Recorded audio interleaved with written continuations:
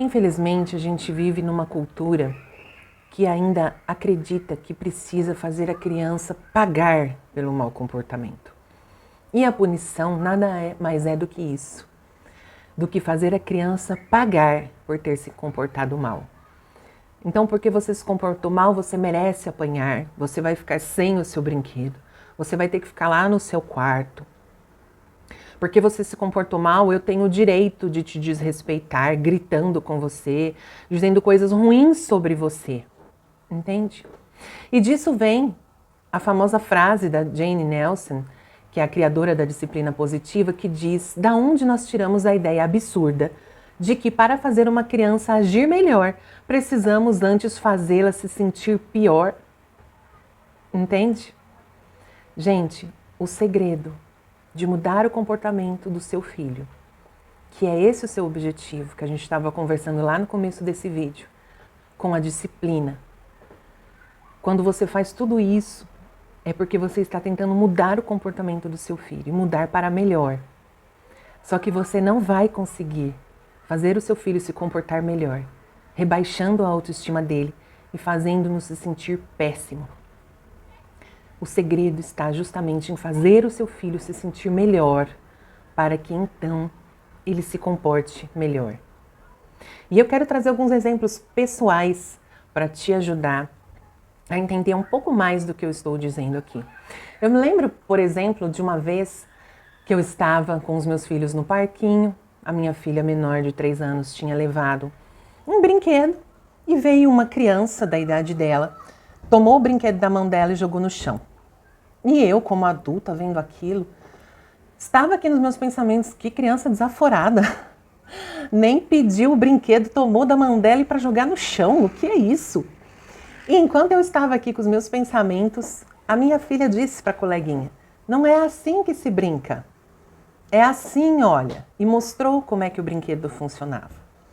E aí eu entendi que aquela criança não estava sendo desaforada nem desrespeitosa. Ela simplesmente estava tentando ver como aquele brinquedo funcionava. E por isso ela o jogou no chão. E isso foi uma lição para mim, de como muitas vezes nós adultos tiramos tantas conclusões sobre o que significa aquele comportamento da criança.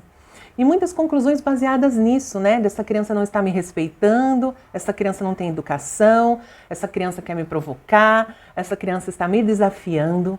Mas se a gente conseguir enxergar o mundo sob a perspectiva deles, a gente vai descobrir que isso não está acontecendo, eu aposto, na grande maioria das vezes. São conclusões nossas, são interpretações nossas. E aí a gente castiga as crianças pela nossa inabilidade de entender o mundo deles. Um outro dia também, a minha filha pequena, menor ainda, né, com 2 aninhos, sempre que ela ia tomar banho, ela gastava o shampoo, o sabonete, né, que a gente sempre comprou sabonete líquido. E quando eu vi que ela fazia isso, eu tive que tirar, né, não deixar ela com acesso ao sabonete líquido quando ela tomava banho, porque senão para brincar ela apertava lá na banheira e gastava tudo. E agora, com os seus 3, quase 4 anos, ela já consegue abrir a porta do box, sair de lá de dentro e pegar o sabonete em cima da pia, né? E teve um dia desses que eu vi isso acontecendo e olhei o que ela ia fazer e ela começou a se ensaboar, né, com o sabonete. Eu falei: filha, tudo bem, você vai usar o sabonete para lavar, legal, lembra de não ficar gastando isso com brincadeira, tá bom? E ela: tá bom, mamãe. E aí, uns poucos segundos depois que eu voltei no banheiro, eu a flagrei apertando o sabonete líquido no ralo, né? Então, o meu ímpeto ali, na hora, minha reação, né? Porque muitas vezes nós estamos reagindo e não agindo. Ou seja, reagimos por impulso, sem nem parar para pensar e analisar a situação. A minha leitura da situação foi: nossa, essa menina tá realmente me desafiando, né? Tá me provocando, já sabe que não é para gastar o sabonete com bobagem, está ali gastando. Mas eu segurei esse meu impulso, né? E falei: o que você está fazendo? Eu já disse que não é para gastar, mas lógico que ela percebeu, pela minha expressão, que eu estava bastante brava. E aí eu me retirei do banheiro, porque eu vi que ela ficou chateada. E eu falei, a mamãe já volta, porque eu saí para eu me acalmar. E aí levei uns minutinhos para me acalmar e voltei. E me agachei ali e pedi, me explica o que estava acontecendo aqui. Ela não tinha justificativas, ela até tentou, mas ela não tinha justificativas para me explicar por que ela estava fazendo aquilo. Mas eu entendi que ele devia estar divertido, né? Devia ser, no mínimo, curioso apertar o sabão no buraquinho do ralo. Vai saber se ela imaginou que dali poderia sair muita espuma. Eu não sei. Mas, como eu estava dizendo antes nesse vídeo, o desejo da criança por explorar e o impulso dela para isso vai fazer que muitas vezes ela nos desobedeça. Mas não porque são más, simplesmente porque estão explorando esse mundo e querendo aprender com ele. E é nosso papel, como mães, ajudá-las a conhecer esse mundo de uma maneira respeitosa e de uma maneira que elas possam aprender com os erros, ao invés de pagar pelos erros. Então, nesse dia, o que eu fiz? Eu falei, filha, mas você sabe que não pode ficar gastando sabonete, né?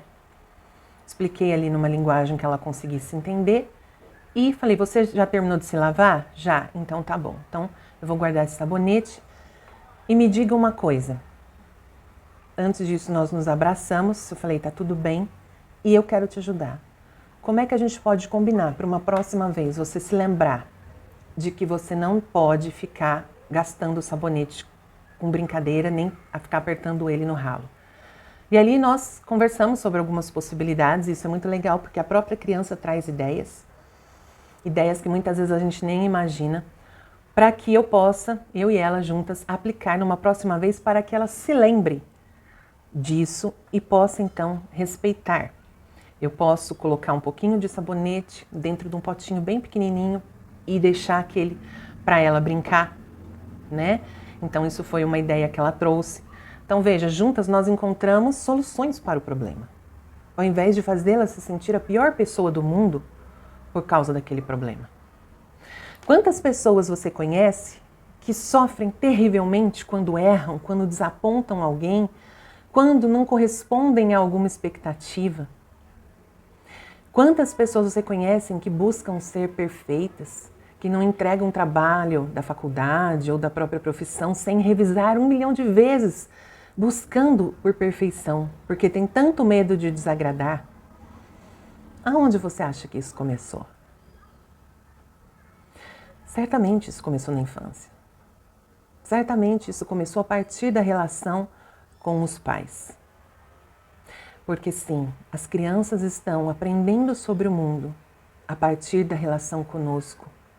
E ainda mais sério, elas estão formando a opinião que elas têm a respeito de si mesmas a partir da relação conosco.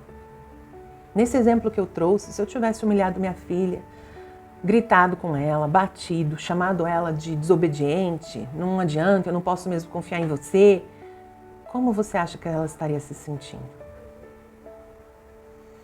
Certamente ela ficaria com o coração partido. E ali haveria uma desconexão entre nós, que poderia levá-la a se comportar mal, cada vez mais, numa tentativa equivocada de ter a minha atenção. Porque a criança vai buscar a sua atenção, seja por bem ou seja por mal. Se você não vai elogiá-la, ela vai se comportar mal, porque quando você para dar atenção para o mau comportamento, isso é uma forma de atenção.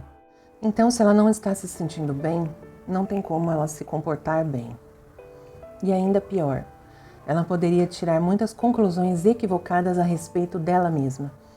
De achar que é uma pessoa ruim, de que ela não consegue corresponder às minhas expectativas, e aí poderia até mesmo se tornar viciada em querer me agradar, em fazer coisas para me agradar e buscar, dessa forma, obter a minha aprovação.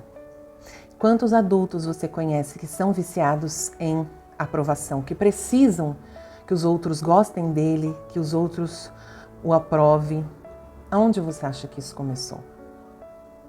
Eu tenho um amor incondicional pelos meus filhos.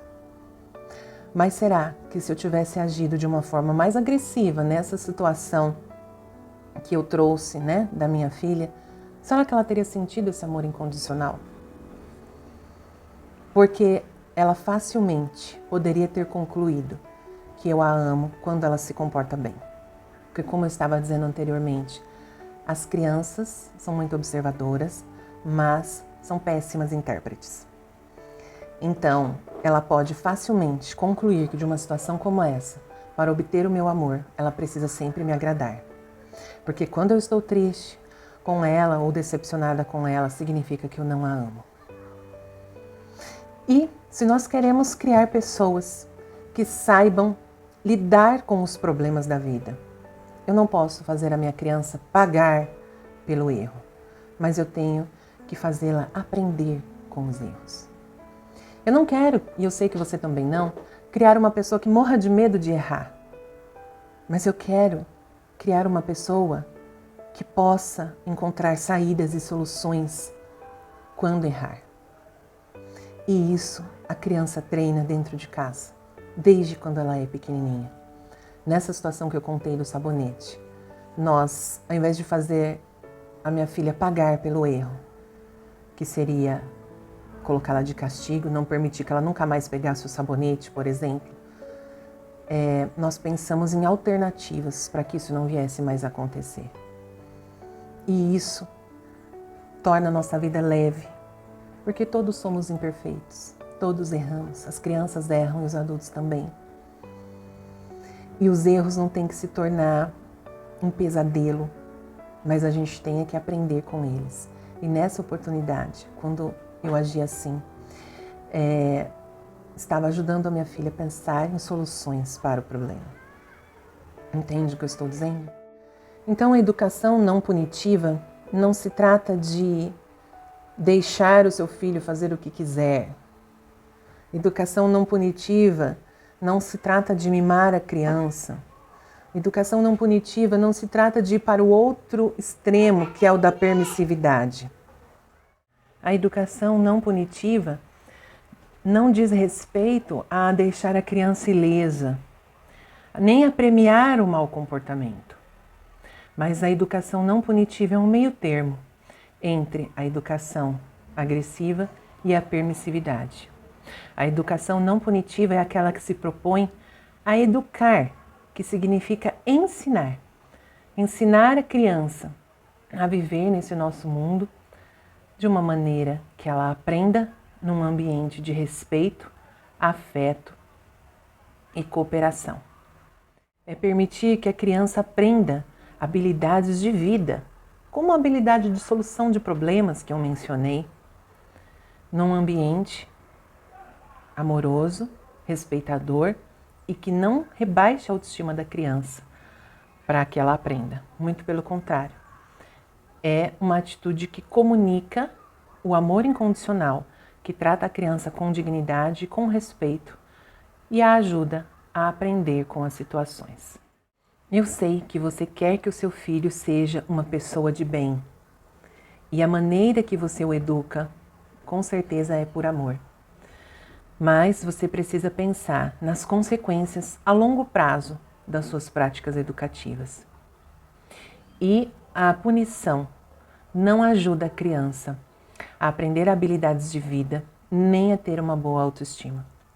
Pelo contrário, pesquisas mostram que crianças que são frequentemente punidas podem ficar excessivamente tímidas ou dependentes de aprovação dos outros.